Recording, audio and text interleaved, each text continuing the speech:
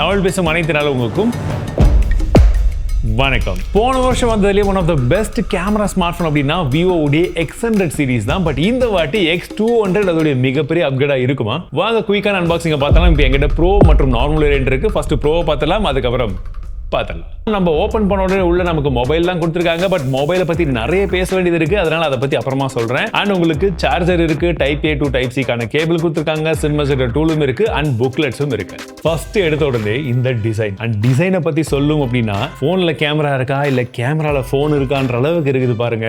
எவ்வளோ பெரிய கேமரா. மற்றபடி உங்களுக்கு ஃப்ரண்ட் அண்ட் பேக் ரெண்டுத்துலையுமே வந்து கிளாஸ் தான் இருக்கு, அலுமினியம் ஃப்ரேம்ஸ் வந்து யூஸ் பண்ணியிருக்காங்க. அண்ட் இந்த வாட்டி வந்து பார்த்தீங்கன்னா உங்களுக்கு ஒரு ஃபிளாட்டான சைட்ஸ் தான் வந்து இருக்கு, எட்ஜஸ் எல்லாம் வந்து கொஞ்சம் கர்வியா இருக்கு. அண்ட் இதெல்லாம் எங்க பார்த்தோன்றது உங்களுக்கே தெரியும். அண்ட் வெயிட்டை பொறுத்த வரைக்கும் கண்டிப்பா மேல் சைடில் கொஞ்சம் அதிகமாக தான் இருக்கு, 228 கிராம் இருக்கு இந்த வேரியன்ட். அண்ட் இப்போ முன்பக்கமா திருப்பி டிஸ்பிளேவை பார்த்தீங்கன்னா ஒன் ஆஃப் த பியூட்டிஃபுல் டிஸ்பிளேங்க. பெசில்ஸே இல்லைன்னு சொல்லலாம், ரொம்ப சிமெட்ரிக்கான bezels and quad curved display. அதாவது சொல்ல போனா மைக்ரோ மினி எதை வேணாலும் வச்சுக்கோங்க, அந்த அளவுக்கு குவாட் கர்வ் தான், ரொம்ப மினிமலிஸ்டிக்கா இருக்கும். பட் பார்க்கறதுக்கு உங்களுக்கு எந்த அளவுக்கு தெரியுதுன்னா மல்டிமீடியா எக்ஸ்பீரியன்ஸ் ரொம்பவே நல்லா இருந்தது. அண்ட் இன்ஃபேக்ட் டிஸ்பிளேவை பத்தி சொல்லணும்னா உங்களுக்கு 6.78 இன்ச்க்கான டிஸ்பிளே கொடுத்துருக்காங்க, 1.5K ரெசல்யூஷன்ல LTPO டிஸ்பிளே தான். அண்ட் இது அடாப்டிவ் டைனமிக் ரெஃப்ரெஷ் ரேட்ஸ், அதாவது 0.1 ஹெர்ட்ஸ்ல இருந்து 120 ஹெர்ட்ஸ் வரைக்கும் ரெஃப்ரெஷ் ரேட்ஸ் இருக்கு. அண்ட் நம்ம ஒரு ஃபிளாக்ஷிப் ஸ்மார்ட் போன்ல எதிர்பார்க்கக்கூடிய PW டிமிங் இதுல கொடுத்திருக்காங்க. 4500 நிட்ஸ்க்கான பீக் பிரைட்னஸ் இருக்கு. டிபிக்கல் பிரைட்னஸ் பொறுத்த வரைக்கும் 1600 நிட்ஸ் இருக்கு. நாங்க இன்டோர்ல யூஸ் பண்ண வரைக்கும் பிரச்சனையே கிடையாது. அவுட்டோர்ல யூஸ் பண்ணும்போது எப்படி இருந்துச்சு? அவுட்டோர்லயுமே பிரச்சனை இல்லைங்க, நல்ல யூசபிலிட்டி நல்லாவே இருக்கு. டைரக்ட் சன்லைட்லயுமே நல்லா இருக்கு. நெட்ஃபிளிக்ஸ், யூடியூப் ரெண்டுத்துலயுமே HDR-க்கான சப்போர்ட்டுமே வருது. உங்களுக்கு டால்பி விஷன்கான சப்போர்ட்டும் கொடுத்திருக்கிறது ஒரு நல்ல விஷயம். Plus ultrasonic finger print sensor தந்திருக்காங்க, அது ஃபாஸ்டாகவும் இருக்கு. ஆனா மைண்ட் ப்ளோயிங்கான ஒரு விஷயம் என்ன தெரியுமா? அதோடைய ஸ்பீக்கர்ஸ் எந்த அளவுக்கு இருக்கு நான் சொல்ல வேணாம், ஃபர்ஸ்ட் நீங்க கேட்டு பாருங்க. கேட்டு பார்த்திய ஸ்பீக்கர் குவாலிட்டி இப்ப போடுறேன் பார்.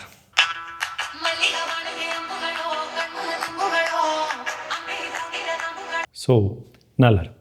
6000 mAh பேட்டரி இருக்கு. பாக்ஸ்லேயே நமக்கு 90 வாட்க்கான ஃபிளாஷ் சார்ஜிங் சப்போர்ட்டும் கொடுத்துருந்தாங்க, 30 வாட்க்கான வயர்லெஸ் ஃபிளாஷ் சார்ஜிங் சப்போர்ட்டுமே இருக்கு. பட் 6000 இருக்கும்போது கொஞ்சம் ஹெவியா இருக்குமே எதிர்பார்த்தோம், பட் அது கிடையாது. போன ஜென்ரேஷனை கம்பேர் பண்ணும்போது ஒரு 5 கிராம்ஸ் கம்மியாவே இருக்கு. அண்ட் இது இந்தியாஸ் ஃபர்ஸ்ட் செமி சாலிட் பேட்டரின்னு வேற சொல்றாங்க. அது என்னன்றது இன்னும் இன்டெப்தா பார்த்துட்டு உங்களுக்கு தனியாவே எக்ஸ்பிளைன் பண்றேன். இப்போ ரொம்ப ரொம்ப ரொம்ப முக்கியமான விஷயமான அந்த கேமராவை பத்தி பார்க்கலாம். ஏன்னா போன வருஷம் எனக்கு ரொம்ப பிடிச்ச கேமராவே X100 சீரிஸ் கேமராவா தான் இருந்தது. சரி, பில்டப் எல்லாம் போதும், என்ன இருக்குன்றத ஃபர்ஸ்ட் சொல்லிடுறேன். ஃபர்ஸ்ட் கேமரா எது இருக்குன்னு பார்த்தீங்கன்னா 200 மேப்ஸ்க்கான Zeiss டெலஃபோட்டோ லென்ஸ் வந்து கொடுத்திருக்காங்க. HP9 85mm ஃபோக்கல் லென்த்தோட பிரைமரி கேமரான்னு சொல்லக்கூடிய கேமரா எதுன்னு பார்த்தீங்கன்னா 50 மேப்ஸ்க்கான Sony Light 818 அப்படின்னு சொல்லக்கூடிய சென்சர் தான் Vivo உடைய கொலாபரேஷன் வந்து கொண்டு வந்திருக்காங்க. இது 23mm ஃபோக்கல் லென்த்தோட வருது. இதுலயுமே OIS-க்கான சப்போர்ட் இருக்கு. மூணாவதா இருக்கக்கூடிய சென்சரும் வந்து பார்த்தீங்கன்னா 50 மேப்ஸ்க்கான கேமரா தான். இது JN1 அல்ட்ரா வைட் சென்சர், 119 டிகிரிக்கான ஃபீல்ட் ஆஃப் வியூ வந்து இருக்கும்.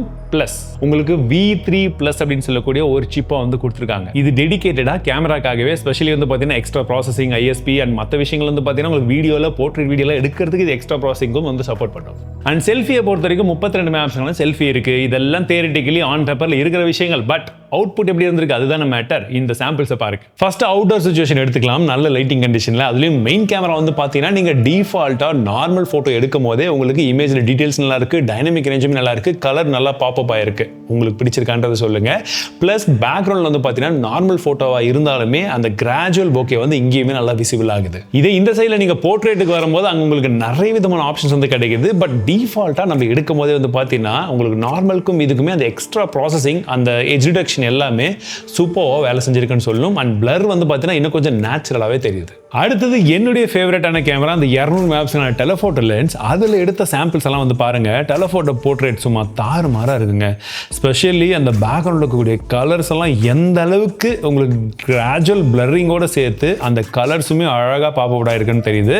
இது நீங்கள் 85mm எடுத்தாலுமே சரி, 135mm எடுக்கும் போதும் வந்து சரி, அந்த ப்ராசஸிங் ரொம்ப பியூட்டிஃபுல்லாக பண்ணியிருக்கு. ஸ்பெஷலி எட்ஜ் டிரெக்ஷன் எல்லாமே வந்து சூப்பராக இருக்கு. டீடைல்ஸுமே நல்லா இருக்கு, டைனமிக் ரேஞ்சுமே வந்து நல்லா இருக்கு. மல்டிபிள் லொகேஷன்ஸ், மல்டிபிள் ஷாட்ஸை பார்க்கும் போதும் this is one of the best portrait camera ன்னு சொல்லலாம். பட் என்ன, உங்களுக்கு கலர் மட்டும் கொஞ்சம் எக்ஸ்ட்ராவா வந்து பாப்பப் ஆன மாதிரி தெரியும். Zeiss உடைய மல்டிஃபோக்கல் போர்ட்ரேட்டுமே பார்க்கிறதுக்கு எந்த அளவுக்கு இருக்குன்னு பாருங்க. ஒவ்வொரு ஃபோக்கல் லென்த்துக்குமே ஃபார் எக்ஸாம்பிள் 23mm இருக்கும்போது அந்த டிஸ்டகான்ல எடுக்கும்போது உங்களுக்கு இந்த மாதிரி இருக்குது. இது 35mm அந்த பி ஸ்பீடு வந்து இந்த மாதிரி இருக்கும்.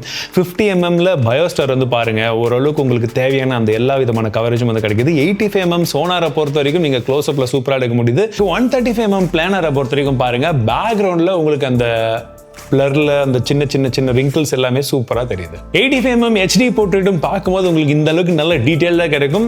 காரணம் என்ன, அது 200 மெகாபிக்சலுக்கான கேமரா பிளஸ் நீங்க டெலஃபோட்டோ ஐ க்ளோஸ்அப்பும் வந்து பாருங்க, எடுத்ததுக்கு அப்புறம் உங்களுக்கு இந்த அளவுக்கு கிளாரிட்டியாவும் நீங்க வந்து பார்க்க முடியும். அதே 85mm நம்மளால டெலஃபோட்டோ மேக்ரோ போட்டோவும் வந்து எடுக்க முடியுது. எக்ஸாம்பிளுக்கு இந்த ஷாட்ல வந்து பாருங்க, உங்களுக்கு பார்க்கும்போது பெருசா பக்கத்துல போலேன்ற மாதிரி ஃபீல் இருந்தாலும் இதை ஜூம் பண்ணி பார்த்தீங்கன்னா உங்களுக்கு டீடைல்ஸ் அந்த அளவுக்கு வருது. அண்ட் இதுவே நீங்க 170mm 230mm அப்படின்னும் போது சொல்லவே வேணாம், செம்ம க்ளோஸ்அப்பா வந்து போக முடியுது. இந்த மாதிரி மல்டிபிளா நாங்க வந்து வெவ்வேறு இன்செக்ட்ஸ் சின்ன ஐட்டம் ரொம்ப சின்னதெல்லாம் வந்து ட்ரை பண்ணி பார்த்தோம். 230mm சூப்பராகவே வந்து தெரியுது அப்படின்னு வந்து சொல்லலாம். அண்ட் இன்ஃபேக்ட் இதுல நீங்க வீடியோவும் எடுக்க முடியும். எஸ், இப்போ இந்த அளவுக்கு நான் சொல்லும் பொழுதே உங்களுக்கு அது புரிஞ்சிருக்கும். பட் இந்த பர்டிகுலர் டெலஃபோட்டோ மேக்ரோல எடுத்த வீடியோ சாம்பிள் பாருங்க, உங்களுக்கு பிடிச்சிருக்காங்க. அண்ட் டெலஃபோட்டோ ஹைப்பர் ஜூமை பொறுத்த வரைக்கும் உங்களுக்கு 1x 10x and 20x 30x வரைக்கும் போகும்போதும் அந்த கிளாரிட்டி முடிஞ்ச வரைக்கும் அதை ரிட்டைன் பண்ணதுக்கு ட்ரை பண்ணுது. காரணம் என்ன, அந்த 200 மெகாபிக்சல் இருக்கக்கூடிய கம்ப்ளீட் டீடைல்ஸ். லேண்ட்ஸ்கேப் மோட்லேயே நமக்கு எக்கச்சக்கமான ஆப்ஷன்ஸ் வந்து கொடுத்துருக்காங்க. எக்ஸாம்பிளுக்கு வந்து பார்த்தீங்கன்னா ஃப்ளோட்டிங் கிளவுடு, இல்லை flow of traffic, fireworks, அதுலேயும் குறிப்பாக நைட் கிராஃபிட்டி அந்த ஆப்ஷனும் இருக்கு.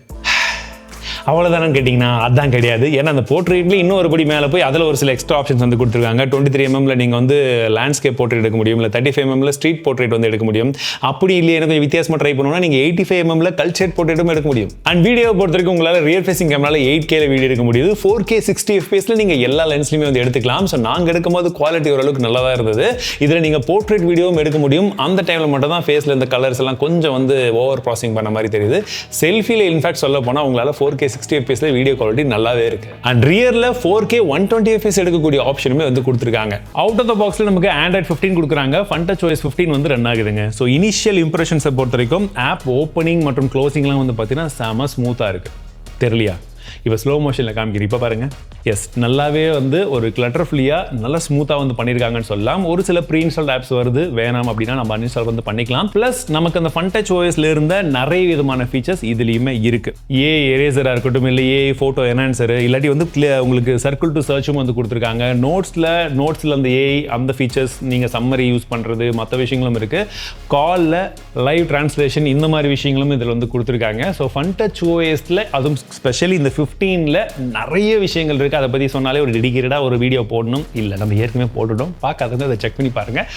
எல்லா ஃபீச்சரும் இதுலயுமே இருக்கு. மற்றபடி நமக்கு Wi-Fi 6 GHz வரைக்கும் சப்போர்ட் பண்றாங்க. Bluetooth 5.4 இருக்கு. USB 3.2 Gen 1 வந்து கொடுத்துருக்காங்க. IP69க்கான ரேட்டிங் இந்த வாட்டி இருக்கு. 2 நானோ சிம் நீங்க இந்த ப்ரோ மாடல்ல போட்டுக்க முடியும். பெர்ஃபார்மன்ஸ்க்காக இதுல Dimensity 9400 சொல்லக்கூடிய ஒரு ப்ராசஸர் வந்து தந்திருக்காங்க. இது 3 nanometer TSMC ப்ராசஸர் தாங்க இது. Antutu CPU throttling 3D extreme stress test எல்லாம் ரன் பண்ணி பார்த்தோம். ஓரளவுக்கு வந்து வந்திருக்குன்னு சொல்லலாம். ஹையஸ்ட் கிராஃபிக்ஸ் நெட்டிஸ்ல வச்சு நீங்க மோஸ்ட் ஆஃப் த கேம்ஸ் வந்து ப்ளே பண்ண முடியும். அதுல எந்த ஒரு இஷ்யூமே வந்து கிடையாது. இன்ஃபேக்ட் வந்து பாத்தீங்கன்னா BGMஐயும் நாங்க விளையாடி பார்த்தோம்.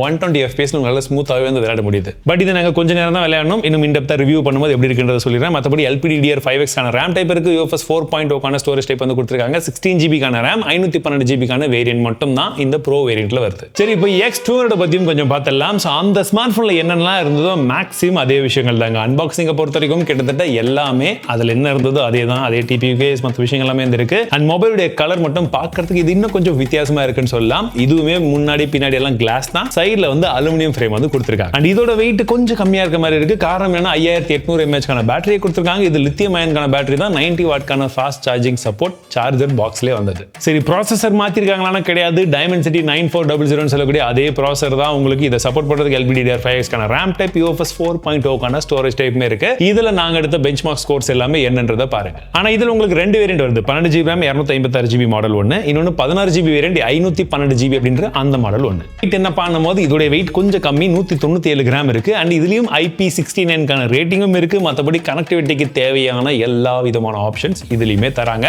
ஆனா சர்ப்ரைசிங் ஃபேக்டர் என்னன்னா, இதுல உங்களுக்கு 2 நானோ சிம் போட முடியும். அப்படி இல்லைன்னா ஒரு சிமுக்கு பதில் நீங்க ஒரு சிமும் போட்டுக்கலாம். இதுவுமே இருக்கிறது ரொம்ப மினிமலான ஒரு பெசில்ஸ் இருக்கக்கூடிய ஒரு மாடல் தான். டிஸ்பிளே 6.61 இன்ச்க்கான Full HD Plus ரெசல்யூஷன்ல வரக்கூடிய ஒரு AMOLED டிஸ்பிளே இது.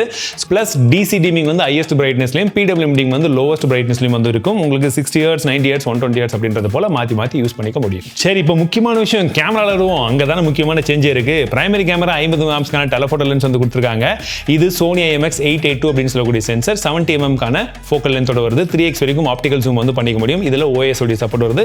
15 cm கான மேக்ரோ வந்து எடுக்க முடியும். மெயின் கேமரான்னு பாத்தீங்கன்னா 50 amps கான Sony IMX921 அப்படின்னு சொல்லக்கூடிய சென்சார் இருக்கு. இது 23 mm கான ஃபோக்கல் லென்த்தோட வருது. மூன்றாவதாக 50 மெகாபிக்சல் கேமரா, இது JN1 அப்படின்னு கூட சொல்லக்கூடிய சென்சார். 15mm கான ஃபோக்கல் லென்த்தோட வருது. 119 டிகிரி இருக்கும் ஃபீல்ட் ஆஃப் வியூ. இது அல்ட்ரா வைட் சென்சார். இந்த கேமராவே வந்து பார்த்தீங்கன்னா உங்களுக்கு அதில் இருக்கக்கூடிய மேக்ஸிமம் ஆப்ஷன்ஸ் எல்லாமே வந்து கொடுத்துருக்காங்க. நீங்கள் 23mm எடுத்தாலுமே சரி, இல்லை 35mm இருக்கட்டும், 50mm இருக்கட்டும், எல்லாத்துலேயுமே இமேஜுடைய குவாலிட்டி நல்லாவே இருக்கு. கலர்ஸ் மட்டும் கொஞ்சம் நேச்சுரலான ஒரு கலர் மாதிரி தெரியுது. அதில் இருந்த அளவுக்கு பாப் வந்து தெரியல. பட் மற்றபடி உங்களுக்கு அந்த போர்ட்ரேட் ஷாட்லாம் வந்து நீங்கள் எடுக்கும்போது வந்து பார்த்தீங்கன்னா உங்களுக்கு அந்த சைஸுடைய காம்பினேஷன் இதுலையுமே இருக்கு. அந்த காம்பினேஷனில் நீங்கள் எடுக்கக்கூடிய மற்ற விஷயங்கள் எல்லாமே வந்து பார்த்தீங்கன்னா அந்த பேக்ரவுண்டில் இருக்கக்கூடிய பொக்கே அண்ட் உங்களுக்கு நேச்சுரலான அந்த பிளர் எல்லாமே வந்து இதில் இருக்கு. டீடைல்ஸும் நல்லா இருக்கு. டைனமிக் ரேஞ்சுமே வந்து நல்லா இருக்கு. என்ன ஒரு சில இடத்துல வந்து இன்னும் கொஞ்சம் நம்ம ஸ்கின் டோன் வந்து அதில் இருந்த மாதிரி இன்னும் கொஞ்சம் நல்லா இருந்திருக்கலாமே, இன்னும் கொஞ்சம் எக்ஸ்ட்ரா வந்திருக்கலாமேன்னு தோணும்.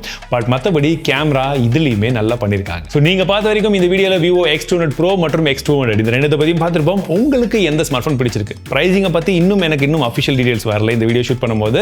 பட் வந்திருந்ததுன்னா இப்போ டிஸ்பிளே காமிக்க சொல்கிறேன், அப்படி இல்லாட்டி டிஸ்கிரிப்ஷனில் போடுறேன், செக் பண்ணி பாருங்க. அந்த பிரைசிங்க்கு இந்த ஸ்மார்ட் ஃபோனை பற்றி உங்களுடைய கருத்துக்கள் என்ன? என்னை பொறுத்த வரைக்கும் கேமரா அல்டிமேட்டாக இருக்கு. கண்டிப்பாக one of the best camera இப்போ ரீசெண்ட் டைம்ஸில் நான் பார்த்ததுலேன்னு சொல்லலாம். இல்லை அடுத்த ஒரு வருஷத்துக்கு வரக்கூடிய மிகப்பெரிய காம்படிஷன் இந்த கேமராக்கு தான் இருக்கும்னு நான் எதிர்பார்க்குறேன். நீங்கள் என்ன நினைக்கிறீங்க?